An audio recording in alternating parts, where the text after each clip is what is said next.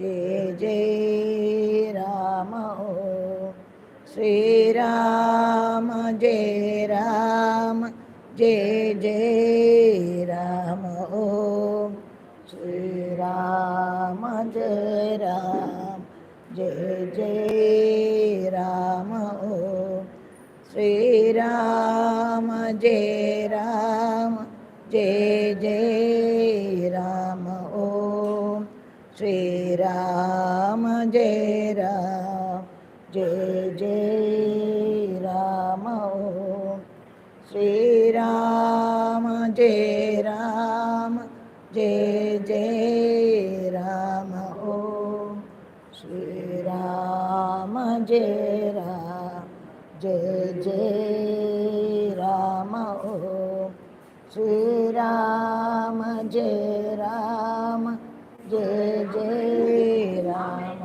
ओम श्री राम जय राम जय जय राम ओम श्री राम जय राम जय जय राम ओम श्री राम जय राम जय जय राम ओम श्री राम जय राम जय जय राम ओम श्री राम जय राम जय जय राम ओम श्री राम जय राम जय जय राम ओम श्री राम जय राम जय जय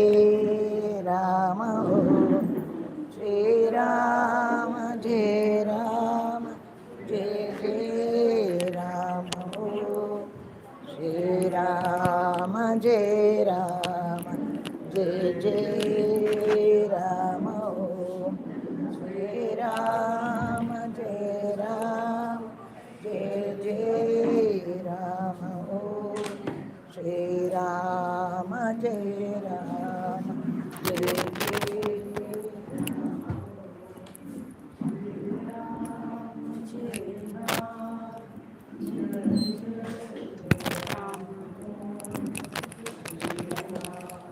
राम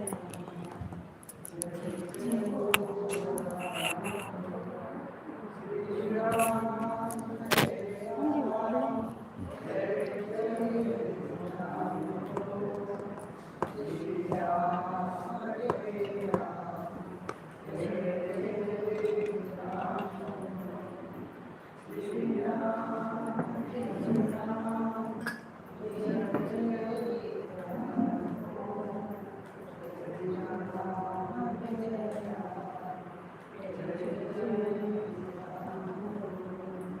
श्री राम जय राम जय जय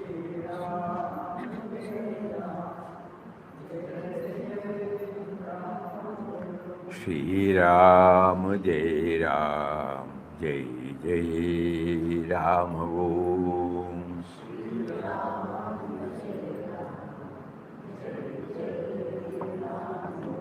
श्री राम जय राम जय जय राम ओम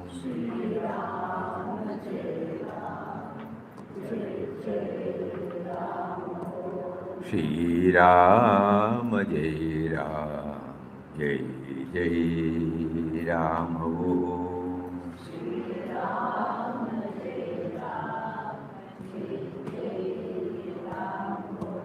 श्री राम जय राम जय जय राम ओम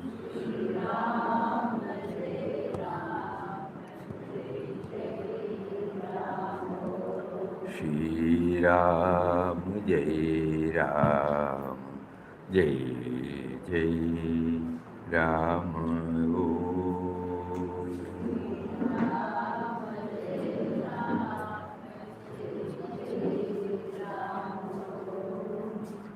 ओम श्री राम जय जय राम हरि ओम to everybody. Hari Om Swami ji. Hari Om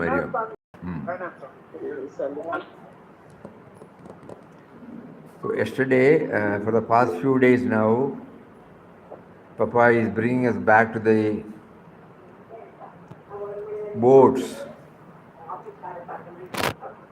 which gives us something about the itinerant life he was motivated to take up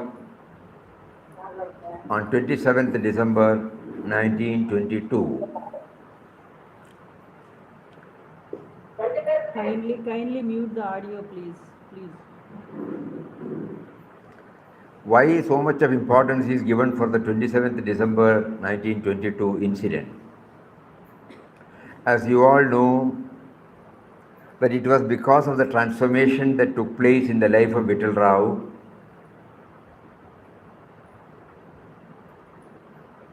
the emergence of beloved Papa in him came out. Later on, Puja Mataji steps into Papa's life. Then the setting up of Ananda Ashram in 1931, and all of us are now being drawn there. Just think about it. So the instrumental cause for all these series of events, it all started on 27th December 1922. That is why so much of importance is given for that day. The very fact that now we are sharing these thoughts is because of that incident that took place on 27th December. It's all God's will. He needs some instrumental causes. It's all right, but to us, that is the instrumental cause. So we are deeply grateful to the Lord for these things to happen, and that is why we are all drawn to Him, and through Him we are initiated into the process of spiritual journey. So, commemorating that eventful turn of events, last year being the centenary, about 40 boards were drafted, each one carrying something about his itinerant life from that day, from 27th December. And when we go through it again and again and again, we find it is all giving the required inputs for our sadhana.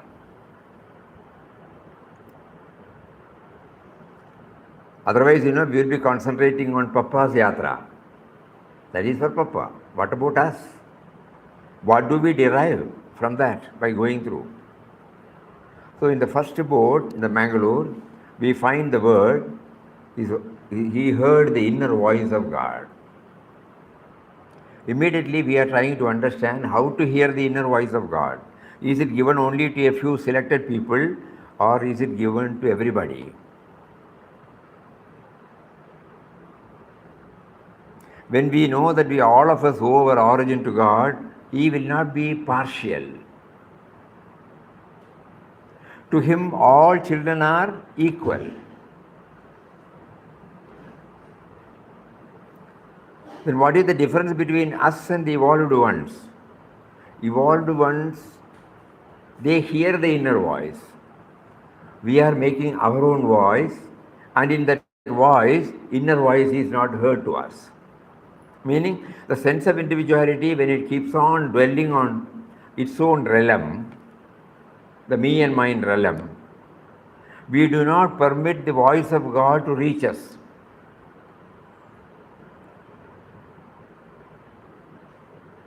In their case, in the evolved ones, they have been able to bring down the dominance of me and mine,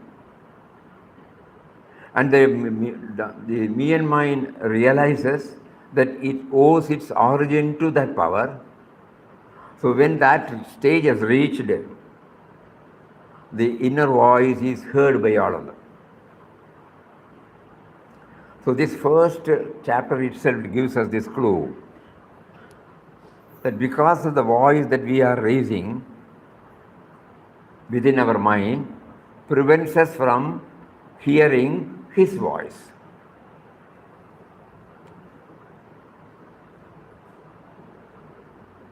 So that is why Papa gives us this holy and all-powerful Ramnam and says, utterance of God's name is to make the mind ultimately still, free from all thoughts. It is in the stillness that you know and realize God. Utterance of God's name is to make the mind ultimately still, free from all thoughts. It is in the stillness that we know and realize God. So that means the quietening of the thoughts emanating from the me and mind. That is the real purpose of chanting Ramnam.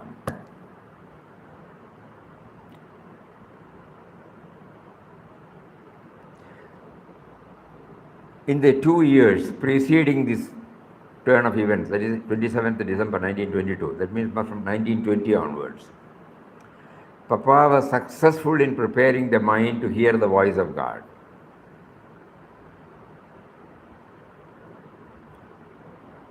When we start hearing the voice of God, we understand from Papa's words that there is nothing for the me and mind to plan, execute, protect. Because everything is done by him. So the moment we start hearing his voice, then the me and mind need not struggle at all for any of these activities, planning, executing, protecting, Kindly think about it. So as sadhakas or spiritual aspirants, ours is now, he is making it clear, that somehow prepare our mind to hear his voice.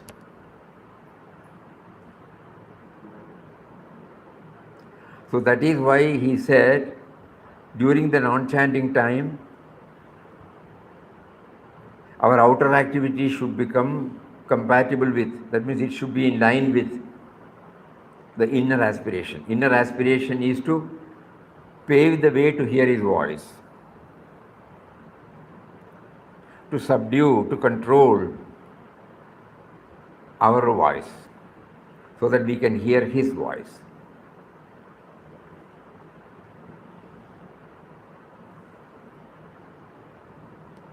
Please think about it. When he said, he heard the inner voice of God. So far we were reading it and then passing it on. A sublime, profound theme is there, lying hidden. We keep on asking ourselves, why, how can I hear his voice? In this connection, we also remember Gandhiji's similar words.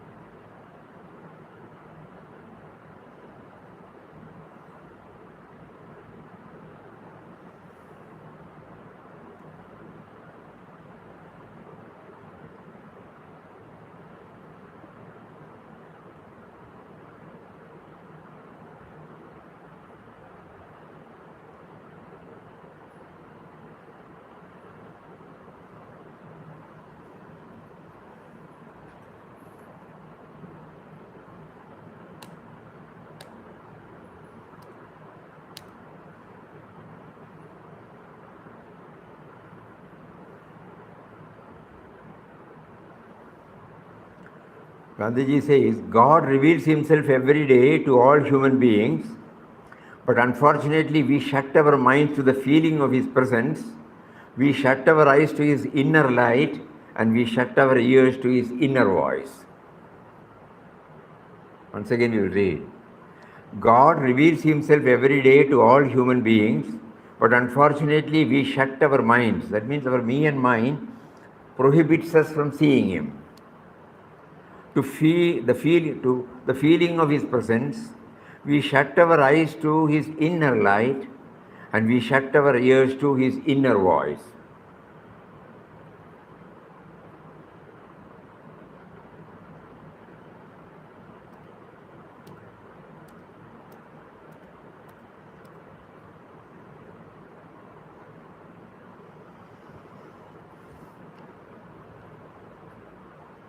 He also says the divine music is incessantly going on within ourselves. His presence is, in a flowery language, he puts it as the divine music. The divine music is incessantly going on within ourselves. But the loud senses drown the delicate music, which is unlike and infinitely superior to any we can perceive. When this inner light corresponds with the promptings of the smaller inner voice, then that flash has a mark of inspiration.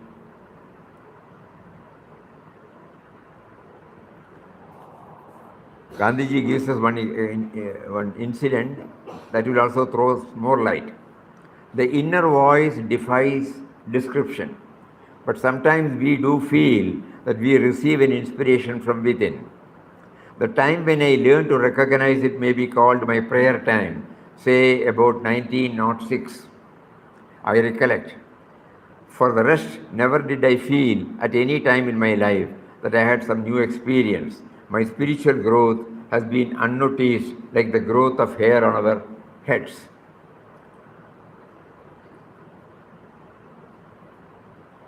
Before one is able to listen to that voice, one has to go through a long and severe course of training. And when it is the inner voice that speaks, it is unmistakable.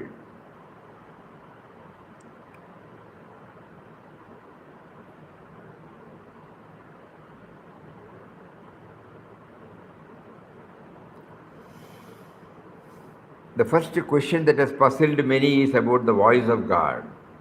What was it? What did I hear? Was there any person I saw? If not, how was the voice conveyed to me? These are pertinent questions. I saw no form. I have never tried for it, for I have always believed God to be without form. But what I did hear was like a voice from afar, and yet quite near. It was as unmistakable as some human voice, definitely speaking to me and irresistible. I was not dreaming at the time I heard the voice. The hearing of the voice was preceded by a terrific struggle within me. Suddenly the voice came upon me. I listened, made certain that it was the voice of him, and the struggle ceased. I was calm. The determination was made accordingly.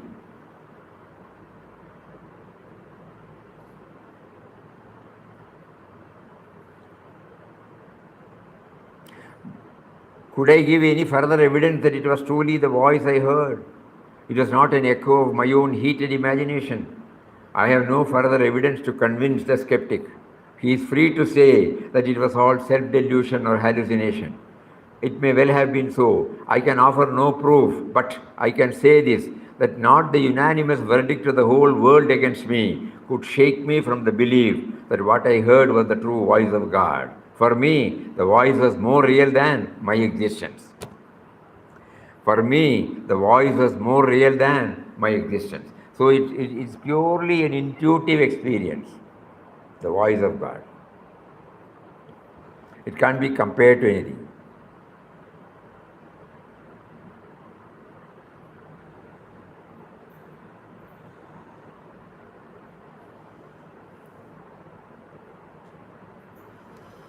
So the inner voice, inner voice. So when we take up chanting of Ramnam, we also try to bring this dimension as a prayer to him. In my immaturity, I fill my mind with so many thoughts. Even when I sit for prayer, even when I sit for chanting your holy name. Kindly help me to arrest all these thoughts so that I will be able to hear your voice. I know by giving me this birth, you are always there to guide me, to lead me, to protect me. But I fail to hear because me and mine dominates me wholly, denies of the existence of you within me.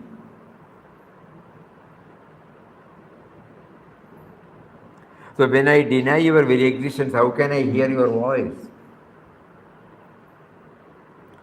But somehow you have made me known that it is because of stuffing me and mine in me that I am unable to hear your voice, your direction, your guidance, your planning, your execution. So kindly enable me to quieten all these so that I will be able to hear. This is what you showed in Papa's life. At the time of leaving, on 27th December 1922 at 5 o'clock in the morning, he left Mangalore by train, by bidding farewell to a world for which he had lost all attraction and in which he could find nothing to call his own. Body, mind, soul, all were laid at the feet of God. Now I understand this is the precondition to hear your voice.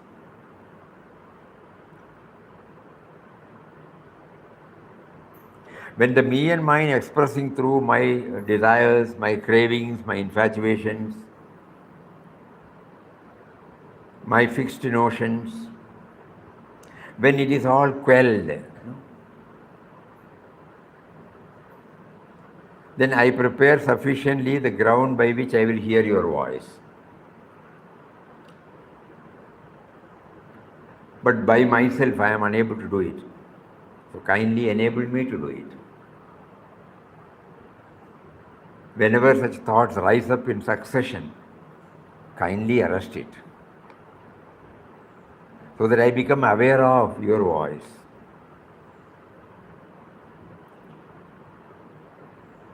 These are all the thoughts that are kindled in us now. He heard the inner voice of God. No?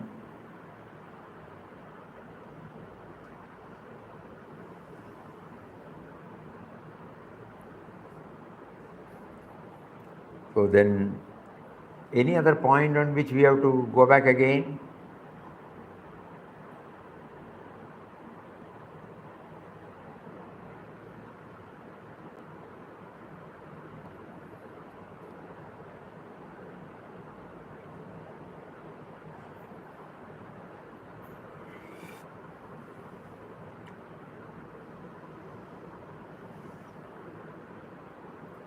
Okay, then we, from Mangalore to Srirangam, where prompting came from within to take up sannyas. So sannyas was like being lifted by the divine from the narrow pond of a worldly life, individual life, thrown into the extensive ocean of a universal life. He defines what sannyasa stands for. From the individual life to the universal life. And he defines it, sannyas is a dedication of our entire being to the Lord and His service. Though we continue to function as an individual, with all that we have carried over, this particular turn of event in our life should enable us to dedicate our entire being, not partial, to Him and to His service. Nobody can lead a 100% contemplative life. So whatever we do other than the contemplative life, it should become a dedication to Him. Dedication to Him, not in a particular place or form, anywhere, everywhere. to everything, everybody. Sannyas is a dedication of our entire being to the Lord and His service. It is a spontaneous wave of aspiration rising from within our own heart.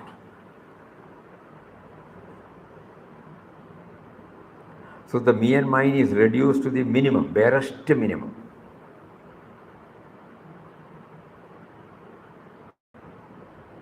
So from the individual life to the universal life,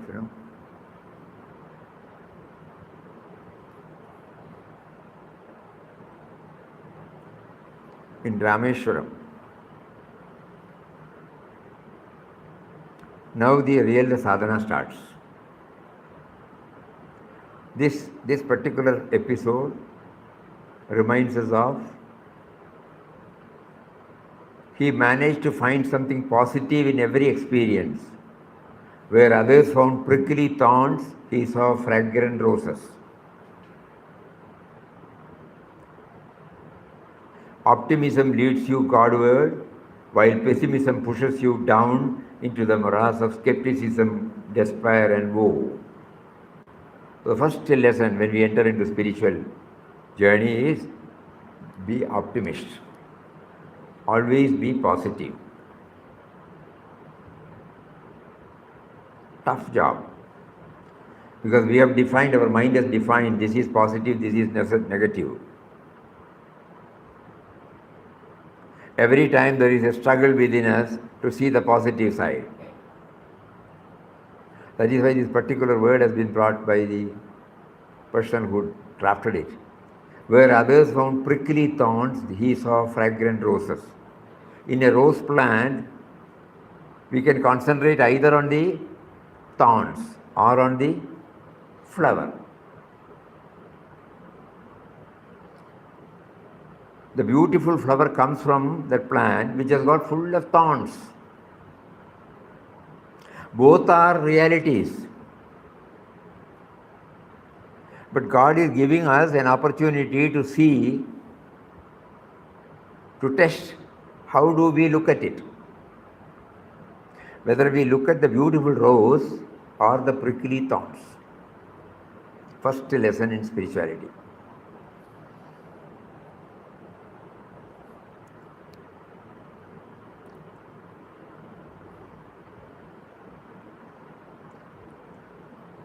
Everything is a wonder, no? When we go through the garden, different types of flowers with different types of plants. Even when we look at the same tree, one tree, just like we said, the thorns and the flower, everything is coming from the same source. The seed coconut, when it sprouts and grows into a tree, it brings out the taproot, the feeder roots, the stem, the branches, the leaf, the flower, and the nuts, fruit. It is that is the real wonder, So when he went to Madurai, when he saw the temple,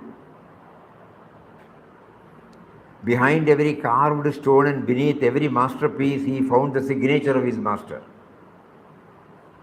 Every towering structure showed him the splendorous glory of the Creator.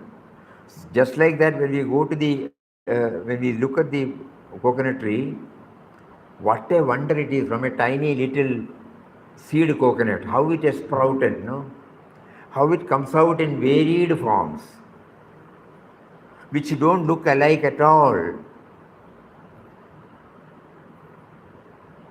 For the apparent eye, everything is different. But when we go to the root, we find it has come from the same source. That is the wonder of wonders. So the multitudinous manifestation that we see around, at the moment we are carried away by the manifested part. We hardly look at the source from where everything has sprouted. This is the second lesson of the spiritual journey.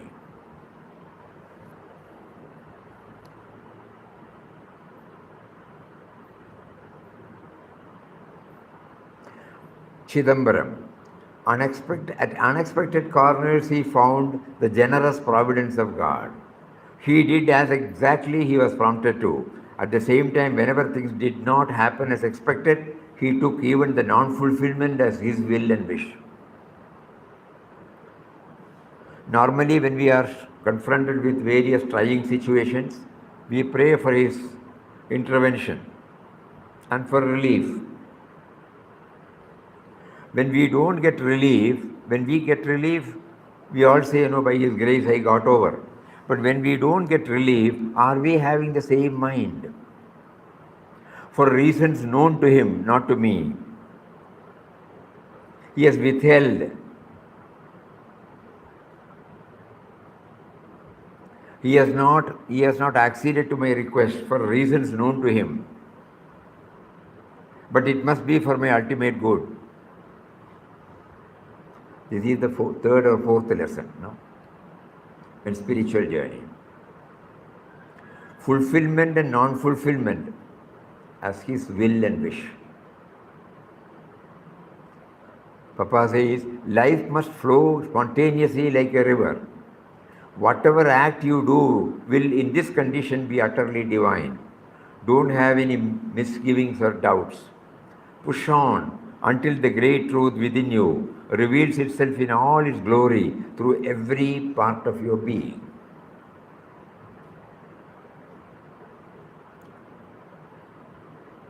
So we started with how to quell the me and mine thoughts to hear his voice, first one.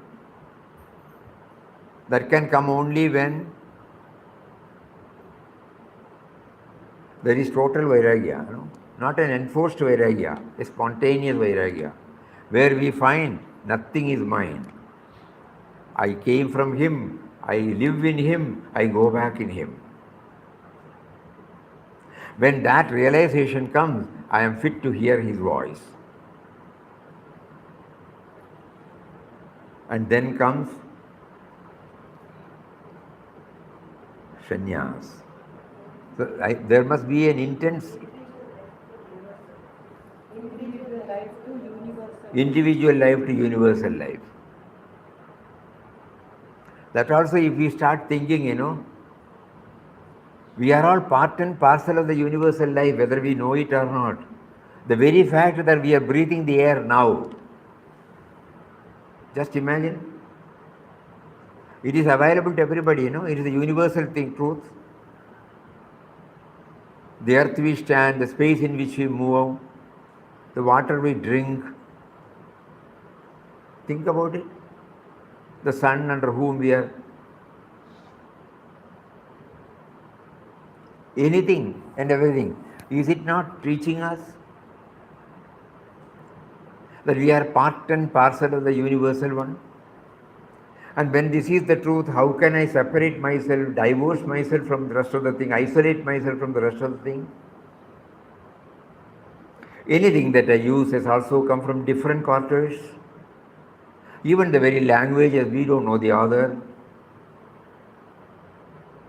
Nor did the person through whom God revealed declare that it should be used only by him and his family. Whether it is the mic, whether it is the laptop, whether it is the internet, whether it is the table or the building, we don't know who was the first author, in which part of the world it originated. We have no idea. So everything, every discovery, every invention, every innovation, everything is made available to everybody free. Are we not part and parcel of the universal life? Previously we were thinking about me and mine. Now slowly, this is sannyas. A leap from the individual to the universal. Which fact we are not aware, which we want to become aware, that's all.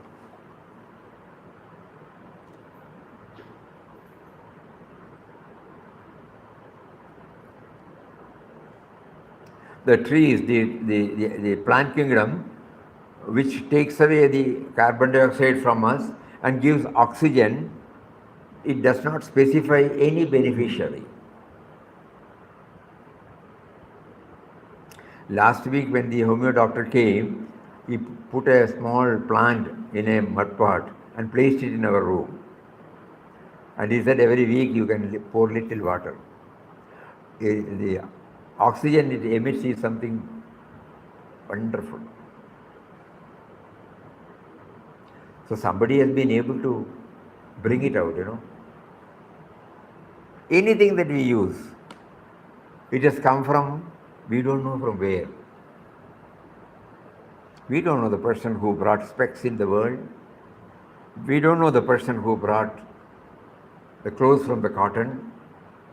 We know the cotton has come from him. Because he says, Bijam Mam Sarva Bhutanam. I am the eternal seed of everything in this world. But creature comfort we attribute to those, all these basic things, vegetables, air, earth, space, water, everything we attribute to him. Because even in scriptures, in Taittiriya Upanishad, how it started from the first, when the subtle and mysterious power, the Atman, the Brahman, when it wished to become many, the first thing that came out was the space. From there, air.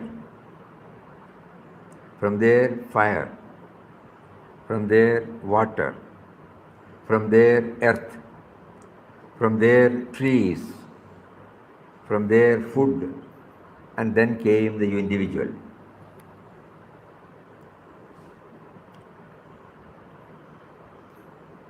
But creature comfort, the specs, the shirt, the mic, he has rooted it through individuals, selected individual called scientists. He is behind it. Every creature comfort we are enjoying it. But none of them said it should be used only by me and mine or my family or my. They did not specify the beneficiary. It is for everybody. Are we not part and parcel of the universal this thing? So sannyasa is from the individual to the universal. Each chapter makes us to think, something to push us towards the origin. And from there to Rameshwaram, where everything, another lesson is we should become positive, optimistic. There is no negative in our dictionary. Because he leads. And then Chidambaram, fulfillment as well as non-fulfillment, both are his.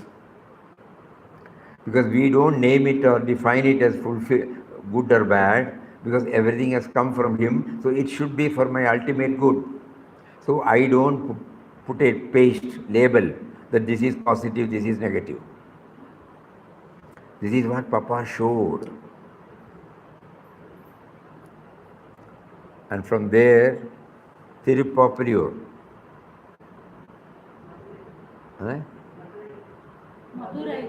Madurai is over now.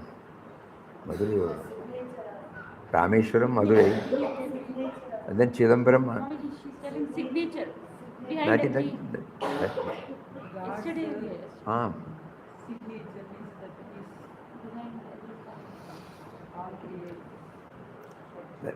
That's why we remembered, when we see the tree, we look at the wonder.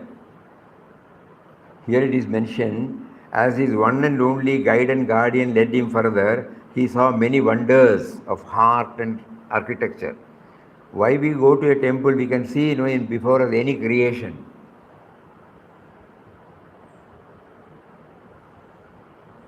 Papa is indirectly asking us, you prepare the ground, soil, you put 4 seeds,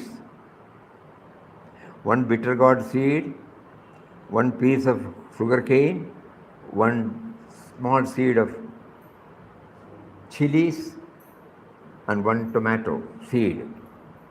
We nurture it, same water, same sun, same gardener, same manure, but it produces different fruits.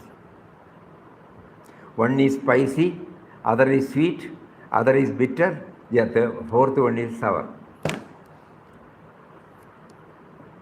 Is it not a wonder?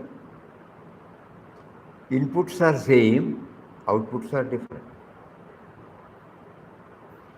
And he says, Bijam Mam Sarva Bhutana. Everything, so first bindi, first chili,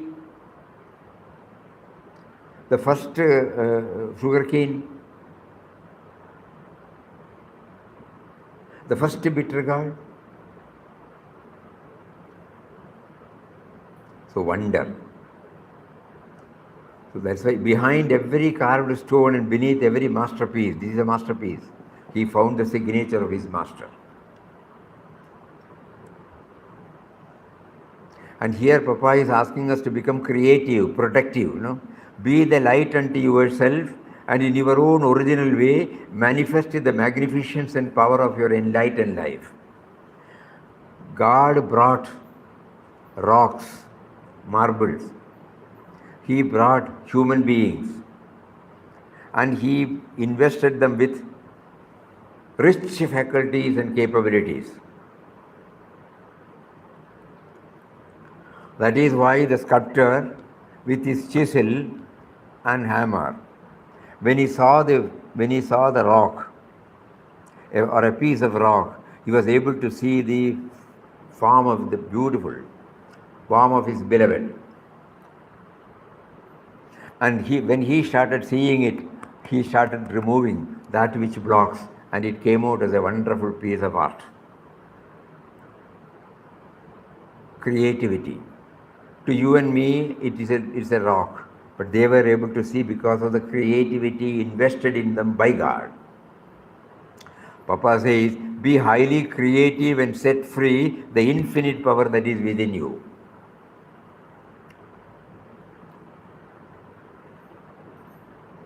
And from there we proceed to Chidambaram over, Tirupapuriyur. Surprises awaited him everywhere. Strangers became friends. Those who misjudged his attire and appearance and called him names later came to realize his worth and became admiring benefactors. In unfriendly encounters, he would never react on impulse. Another message. In unfriendly encounters, he would never react on impulse. Eventually, they turned out to be benevolent experience. So we are on a spiritual journey. Papa is taking us, holding our hands. But if we look here and there and miss his guidance, we may be traveling, but we may not be enjoying it. So he gives us some clues. This is the milestone, this is the milestone, this is the milestone. So this is the 6th or 7th milestone. Do not forget that you live and move in a world which is really a passing show. Don't be attached to it, nor be in any way identified with it. Take the whole world game for what it is worth.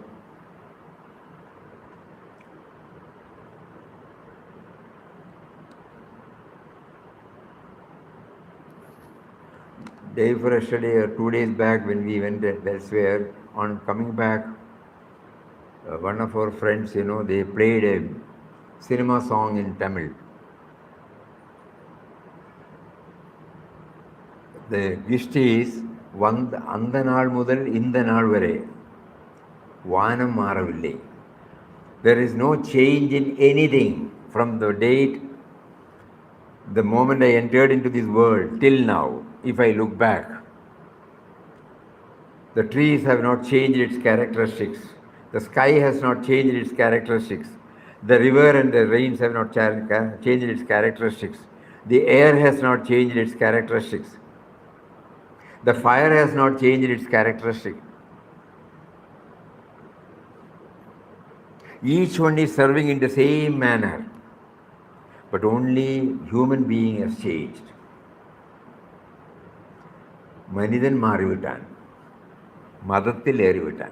Because of the pride in him, because of oblivious of that power, because he was not aware of the power, he started arrogating himself. And now he has landed himself in a series of troubles. But all that he has to do is to look at what is before us.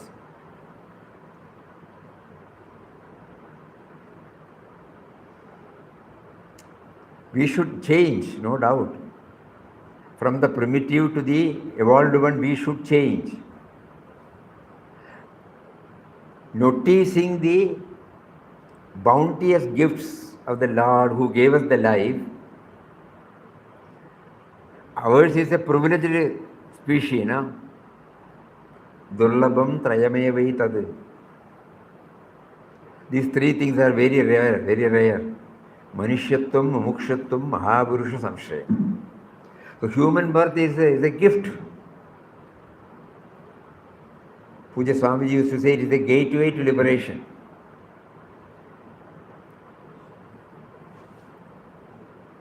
Compared to other species, we have been blessed with this, but at the same time, let us not belittle the importance of the rest of the creation. It is there to teach us so many things. It has been serving the creation, it continues to serve the creation. It is unconditional, it remains to be unconditional. The quality of the characteristic remains the same.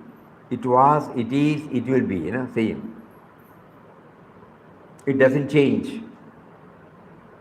Like that, there are so many lessons, So these are all the wonders, we are trying to understand.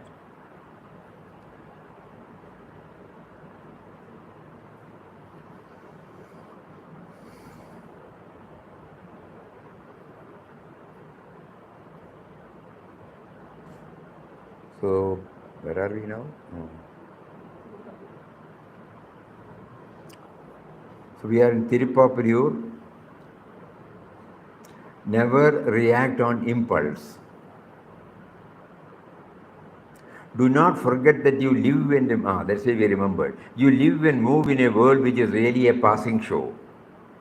Do not be attached to it, nor be in any way identified with it.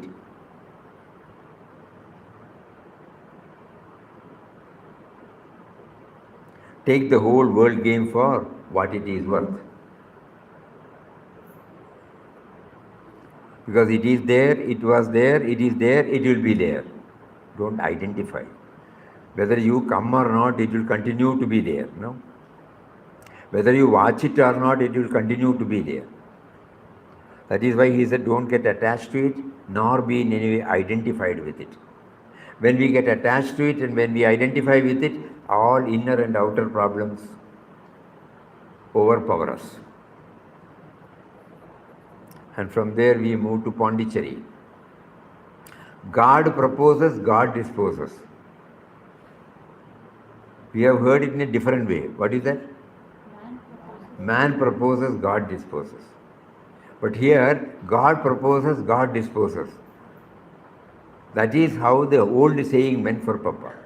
So any change, when we say man proposes, God disposes, there is a change. We wanted that, he did not want us to have that, But here, he wanted that, he does not want that. So Papa's definition is God proposes, God disposes. That is how the old saying meant for Papa. Since he always believed that God is the guide, unfulfilled outcome did not lead him to despair or disappointment. Like a feather drifting in the breeze, he wandered along without any resistance or reluctance. Another point for all of us. Actually, we have to note down these points. These are all the milestones, when we start from one stage A to stage B, we have to pass through so many places. Each milestone reminds us of the points that we have to cover.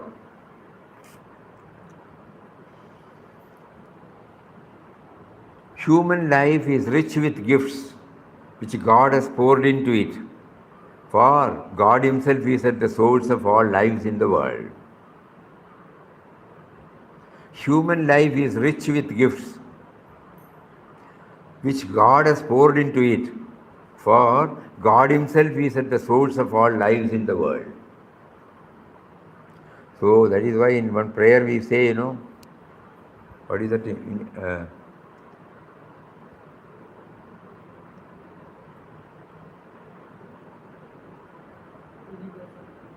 Thy glory. Thy glory, last line. In all my achievements, Huh? in all my achievements, In all my achievements, in all my capacities, in all my capacities, let me see thy glory. In all my achievements, in all my capacities, let me see thy glory. So that I do not arrogate.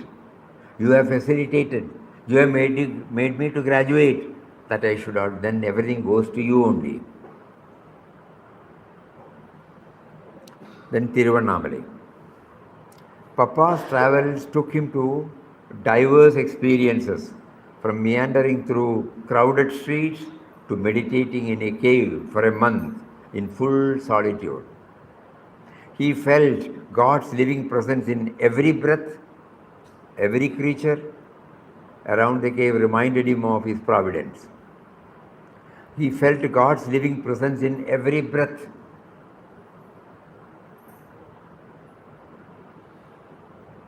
How does the breathing take place? How does the breathing take place? We are asking ourselves, do we do anything for that?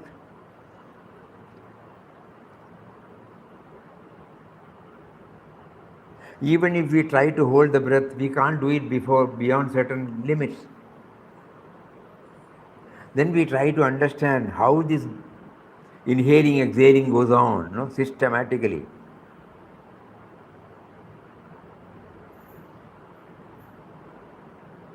As someone beautifully pointed out, how the oxygen goes in, how the excess of carbon dioxide goes out, even without our knowing.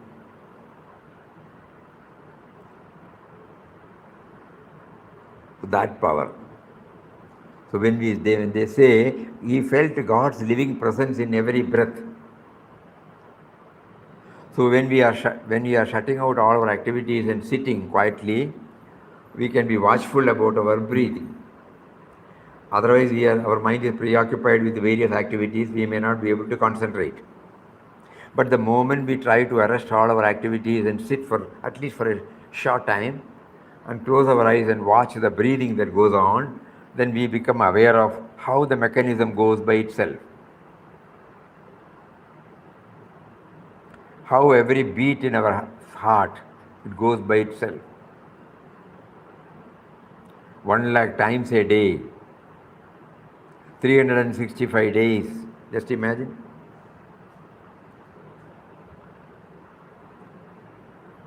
Well, Puja Swami Chinmayanandaji used to say, with no casual leave, with no sick leave, with no earned leave. Because one day if they take leave, what will happen to us? 1 lakh times a day, heartbeats. Another one revealed by the doctor is 6 liters of blood is passing through 1,20,000 kilometers a day in our body. Unimaginable. How many trillions of cells are born and die in every second? No? What do? The arrogating man in me. So when Papa says he felt God's living presence in every breath, all these things, touch and kindle. As a sadhaka, I try to become aware of this wonderful equipment called the body, mind, intellect. I don't have to go search out for him. Even this Bhoga Ayadanam, this residence, this hutment of experience, how does it function? When he presides over it, when he withdraws himself, Next day, in a few hours, we have to take it to the burial ground or the cremation ground. But when he is there, you see how many activities are going on. Wonderfully coordinated. How the 200 and odd organs function in our body in a wonderful way. Silently.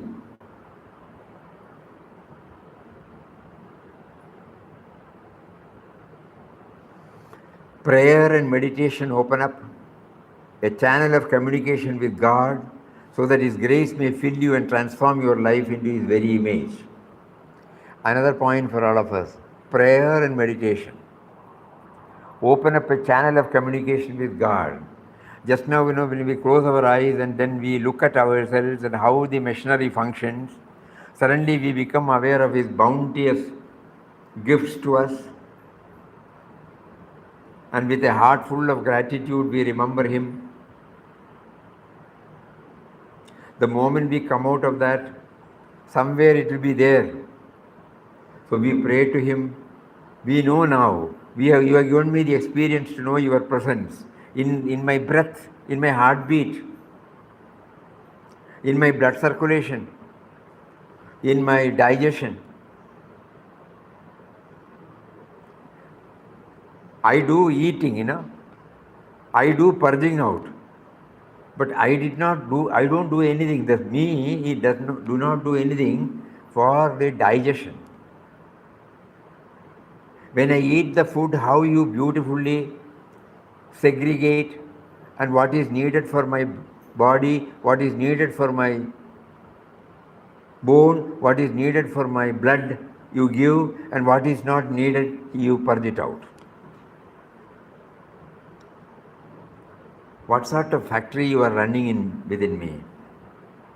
Beautifully.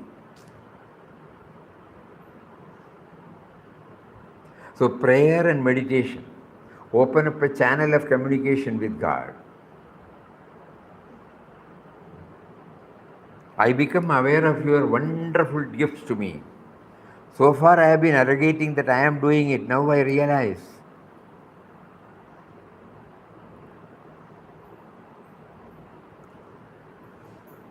So tomorrow when we come, we will try to bring out this in one line. That means we are on a spiritual journey guided by Papa, and our spiritual journey, what are the points that we try to remember?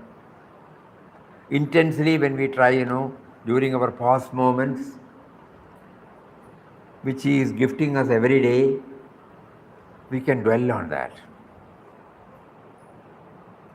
Whether we recognize or not, He continues to give. Whether we become aware of it or not, He continues to give. But now He has given us a prompting to become aware of so that we can enjoy, what all You have given. That is why He is called the Vidhata, the great provider.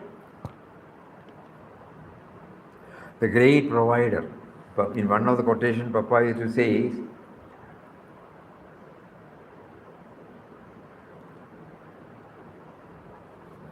those who trust Him is never lost. In the great provider. Because we come to know, in spite of our ignorance, in spite of our non-recognition, He has not withheld anything. He continues to give. Even when we arrogate that I am a self-made man, He does not intervene and say, no, you are nothing. He allows us to play, All the time it is He who is giving us the energy even to say that. So we suddenly become aware of it. We get a new meaning in this direction, in this board, Every word of His gives us a new meaning now. So let us all keep on dwelling on this, that we are taken by Him in our spiritual journey. And every time He points out, this is the step, this is the step, this is the step. Let us not simply see and go. Let us try to dwell on it intensely. And for that also we pray to Him. Let us not casually look at it and then proceed. Kindly make us to absorb the thing in our mind, so that your entire, your what all you have given, I become aware of it and I will be able to lead a peaceful, blissful life. More of it tomorrow. Hari Om. Om Shri Ram, Jai Ram, Jai Jai Ram. Om Shri Ram, Jai Ram, Jai Jai Ram. Om.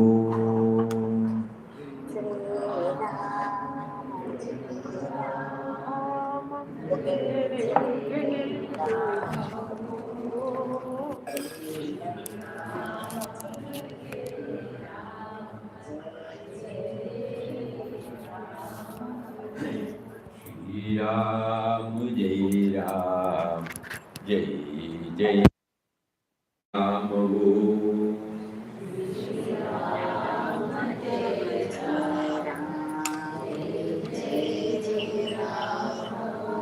Shri Ram, Jai Ram, Jai Jai Ram. Om.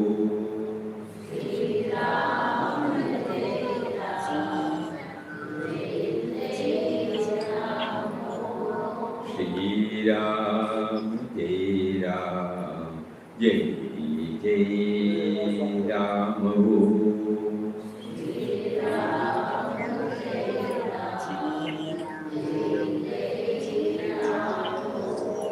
Shri Ram, Jai Ram, Jai Jai Ram.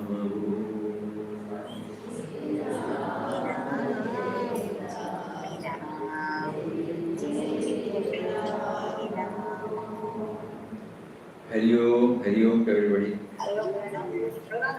Pranam, pranam to everybody. Hari Om. Pranam. Namaskaram, Swamiji. Namaskaram. Hari Om.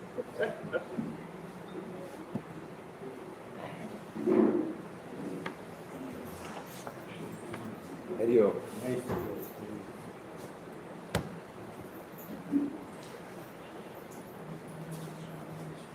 Live telecast ಅದು live ಆನಂದ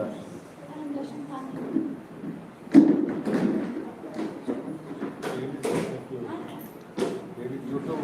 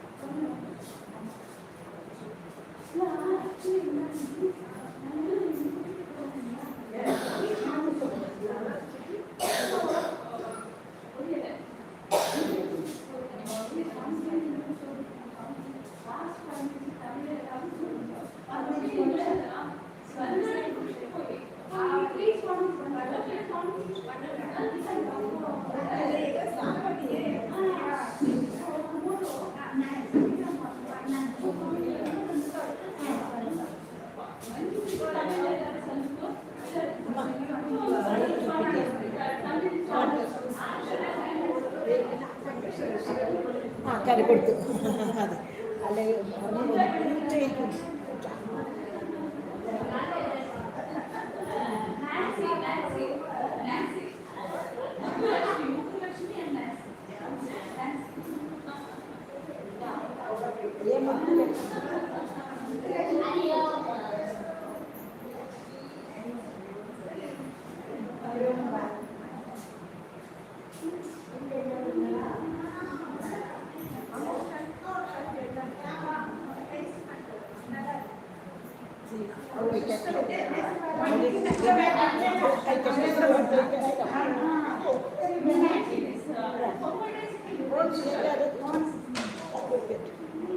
అది